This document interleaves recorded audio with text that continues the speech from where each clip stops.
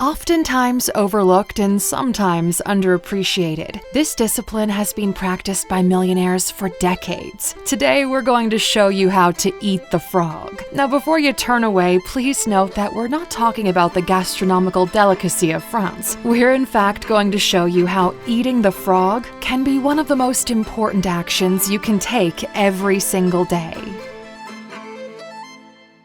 Mark Twain once said, "If it's your job to eat a frog, it's best to do it first thing in the morning." Not being French, we can only assume that Mr. Twain was using this metaphor to describe the tasks of the day. And being one of the most successful American writers of all time, it would be wise to listen to his words of wisdom. Let's imagine, as an entrepreneur, your day is built up of 5 tasks. 3 of which are tasks you thoroughly enjoy completing. One of them is a little bit of a drag, and the remaining task is something you absolutely detest. Now, as the day goes by, which task do you think is going to remain at the bottom of the priority pile? Let's name this task the frog. As weeks pass by, that poor frog remains untouched, unfulfilled, and incomplete. And consequently, this can lead you, the competent entrepreneur, to sometimes feel the same way. Your days feel incomplete, and the frog is always in the back of your mind. Now, before we begin tucking into our amphibian amigo, let's try a small experiment. An experiment about your personal productivity. Take a quick look at this graph. On the left, it shows the percentage of daily tasks completed. And at the bottom, here are the hours of a single day. Where would you say the highest percentage of tasks are completed? According to a study conducted by California-based project management platform Redboot, which involved hundreds of thousands of users who used the platform to plan and track their work, we learned that on a typical day, almost 10% of our tasks were completed at around 11 a.m. Overall, productivity drops just a little bit after lunchtime and takes a complete nosedive after 4 p.m. The holy grail of productivity comes before 11 a.m., and we need to seize it. After all, it's a wonder we get anything done at all. We live in an age of an incredibly high amount of digital distraction. We're constantly bombarded with breaking news updates, celebrity tweets, stock price notifications, emails from colleagues, phone calls from friends, and video upload alerts from Alux. So answer this. How frequently would you say you check your phone? Twice an hour?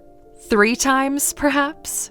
If you answered yes to either of these, you actually fall below the average person who checks their phone 5 times an hour. That's every 12 minutes. And although this may not seem like too much of a big deal, after all, how much damage can come from a cheeky phone check while taking a small break from a big task? Well, unfortunately, research carried out by Dr. Glenn Wilson at London's Institute of Psychiatry found that regular interruption and distraction saw a 10-point drop in the average person's IQ.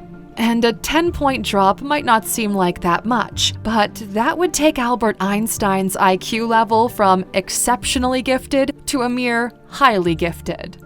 We now know that most of our productive time of day is likely to come before 11 a.m. We also know that digital distraction is the enemy of the necessary cognitive processes in getting shit done. By putting these 2 pieces of information together, we understand the importance of getting certain and potentially mundane tasks done and out of the way before crossing the Rubicon of our 11 a.m. window. With nothing but pure, undistracted focus. But first, let's identify the frog. So this can either be your most important task or a task with a level of difficulty and complexity that creates a fair amount of mental resistance, thus opening up all kinds of doors to the procrastination abyss. This task might not be super urgent, which can also create the problem of it never getting done. But by now, you probably have a task in mind that you can identify as the frog. Start by aiming for something that takes less than 4 hours to complete. If the frog is a task that will take longer, break it down into smaller segments and work through it day by day.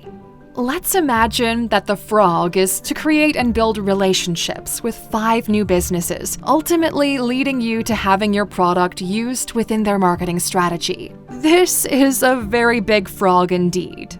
So first, why not build a list of 20 businesses that you believe could truly benefit from your product? Then you could go about working on the introductory call or email that will get your foot in the door with each one of these businesses. By breaking your frog down into smaller chunks, the task all of a sudden becomes way more manageable. Each day brings a new frog and a new step closer to your ultimate goal. Ideally, eating the frog before noon will give you a massive sense of accomplishment, the feeling of an immediate win, setting you on the path of successfully ticking off the more enjoyable tasks for the rest of the day. But what if I have 2 frogs? Do you remember that Mark Twain quote at the start of the video? If it's your job to eat 2 frogs, best to eat the biggest one first. And it's that simple. Take the biggest of the 2 and tackle it first thing in the morning, with a clear head and a Warren Buffett level of willpower.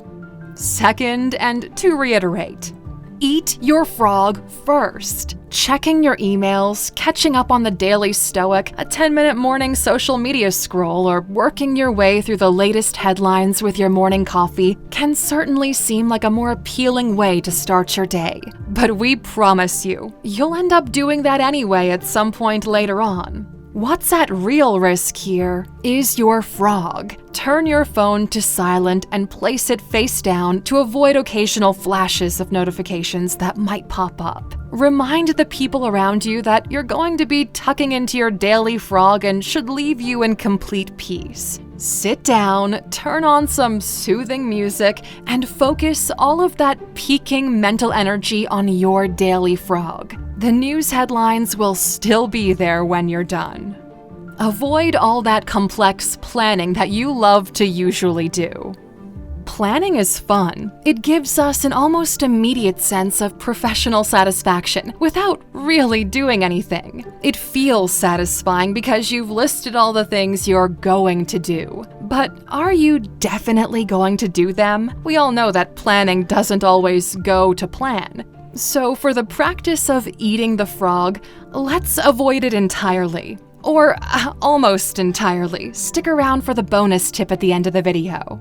Instead of setting yourself up for a position to potentially fall behind, start each new day fresh and with a new frog. Tackle and eat them one day at a time. Fourth, make it a habit. Success isn't built in a day, but a culmination of successful days. The power of building and sticking to a habit is sewn into the minds of those with silk sewn into their suits. Habit is key. Set yourself the challenge of eating the frog every day for a week. Then at the end of week 1, ask yourself, how do I feel? What have I accomplished? Am I closer to reaching my goals? We can assure you that the feel-good endorphins produced by your brain after completing these tasks on a daily basis will nudge you into making it a more frequent daily habit. After 2 weeks, you'll be hungry. After 3 weeks, you'll be unstoppable. Fifth and finally, a pat on the back is welcomed.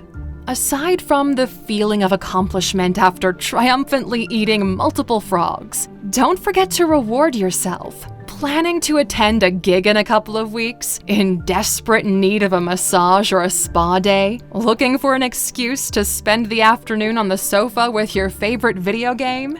Dangle it on a rod like a carrot in front of a weary horse. Tell yourself, if I manage to eat 15 frogs without fail over the next 3 weeks, I'm going to give myself that well-earned reward. Not only will you fully deserve it, but there'll be absolutely no guilt attached when binge-watching the latest season of Ozark.